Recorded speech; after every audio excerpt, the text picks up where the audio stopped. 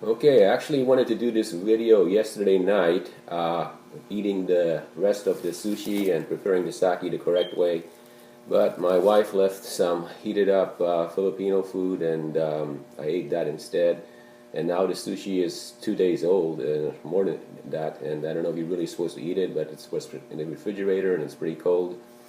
So let's get started with the process. Uh, this is the sake. The last time I heated up the sake, I didn't press the record button and you missed it. You're supposed to pour it into a little heating bottle, and then you're supposed to heat it up to body temperature. You're not supposed to drink it chilled unless it's very, very expensive sake, and believe me, this stuff is not. How about that? I got it exactly full to the top. I'm not worried, even though it's now breakfast time in the morning, about the alcohol affecting me because it's only 18%. So this stuff is like, I guess maybe a very strong wine. So I'm going to put it into the heating bath where it's going to heat up to body temperature. And let me see if you guys can get a better view of the heating bath. So there's the heating bath, and the sake is heating up in the heating bath to body temperature, which is the temperature you're supposed to drink sake at. And there goes the plate. And I really didn't know what a good side was. I should have gone on the internet and researched it, but I had this leftover jar of kimchi, so let's put a little bit of kimchi on the side as a vegetable. Last time I didn't have anything at all on the side. Maybe you're supposed to eat sushi pure. I don't know. But I can find out, but I guess I'm just too lazy. Okay, so there's a little bit of kimchi, and I made a splattering mess. And I'm going to use the same spoon to eat my rice with because, well, everything that you eat with you have to wash, and you don't want to have too many things. So I just took the taste of the kimchi out of the spoon, and it's some kind of Korean kimchi. I don't know, we got it from the H-Mart or the AFC. I don't know if that's made in Korea or the US. I didn't read the label, but anyway, that's it. So the sake is heating up to body temperature. Now we're going to prepare, well, I don't know what it's called in Japanese, but like the dipping sauce, which is with wasabi paste, which I believe we got this for 20 pesos a tube at the Green Hills Mall in, I think, is that in Ortega or some one of the metropolitan areas in Metro Manila. And this is the sushi. It's now Wednesday morning, and I bought this Monday afternoon at the H-Mart. So, but I didn't want to throw it away because tuna is expensive, and I don't think it's going to harm me because we have so much antibiotics in the salmon. The salmon is farm raised. And then this is the genuine Japanese style sushi soy sauce. I don't know if it is, but it comes in the package, and I think there's a little picture of Mount Fujiyama or something.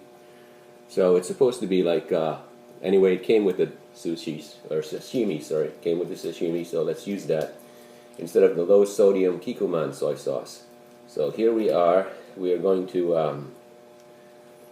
add that into the little bowl, which is left over from Monday night because I didn't want to throw out the soy sauce and the wasabi paste, and it solidified into a paste in the refrigerator. But then I put it in the boiling water, and it liquefied a little bit. I think there's sugar in the soy sauce, and that's what solidified it in the refrigerator. I mean, I could research it, but I did not. So that's a little bit of the soy sauce. I don't want to like spill it. And then we're going to put in a second package. The sashimi package at the H-Mart came with 2 packages of this soy sauce. Yamaha soy sauce or something, or Yamaha is a motorcycle. And we're going to open this up, and we're going to add this soy sauce in. Okay, then, well, my hands are really going to smell like soy sauce now because I did not do a good job on that.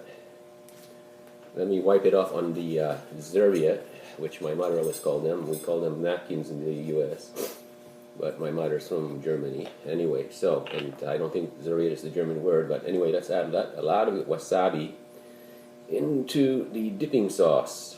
And we take a little teaspoon and we mix that all up.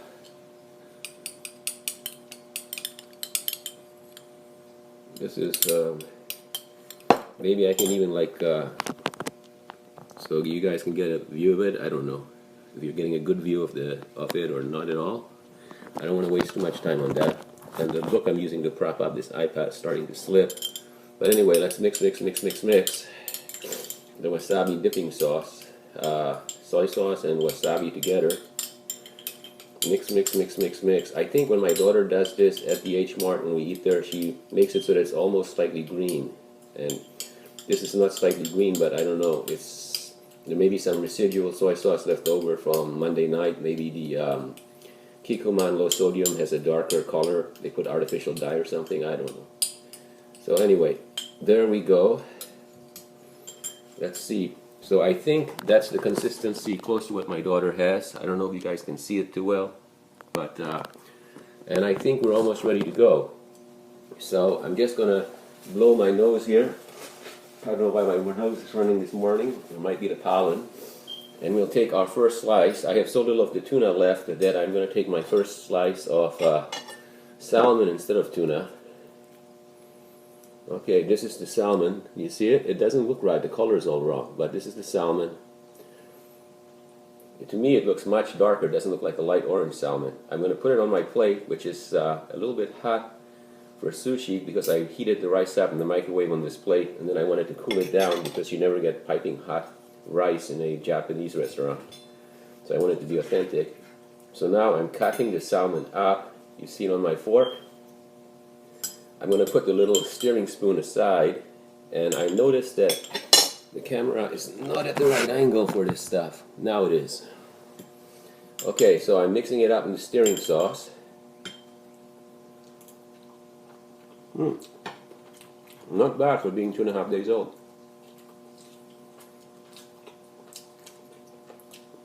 I don't know if Korean kimchi is really the proper condiment or side dish to go along with Japanese sushi or sashimi, but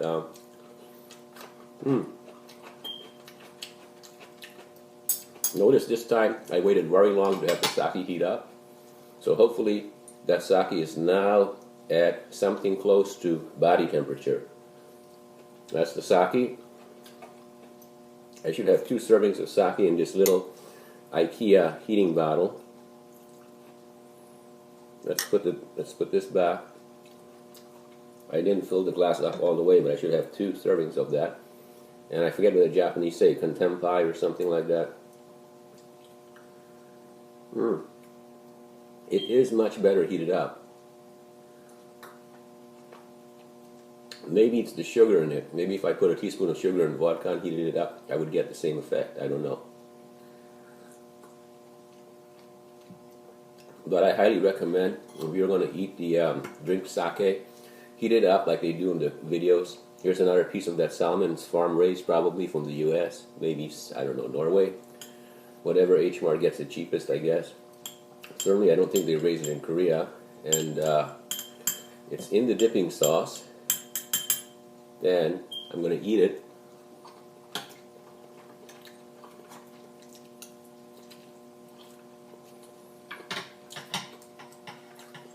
Still good tasting. Wednesday morning, bought Monday afternoon. Good refrigerator, low temperature outside, even though it's spring, it's in the 30s.